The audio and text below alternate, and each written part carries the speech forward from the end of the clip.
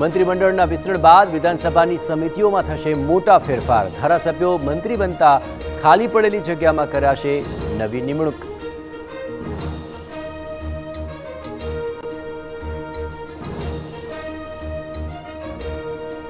Deputy CM હર્ષ સંઘવીનું સુરતમાં ખેડૂતોએ કર્યું જોરદાર સ્વાગત।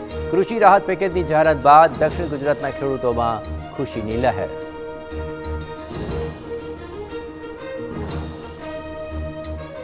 તો કૃષિ રાહત પેકેજ પર ઇટાલિયાનું વિવાદિત નિવેદન। કહ્યું કે સરકારે ઝેર ખરીદવા જેટલી તો સહાય આપી, સરકારે કરી મજાક।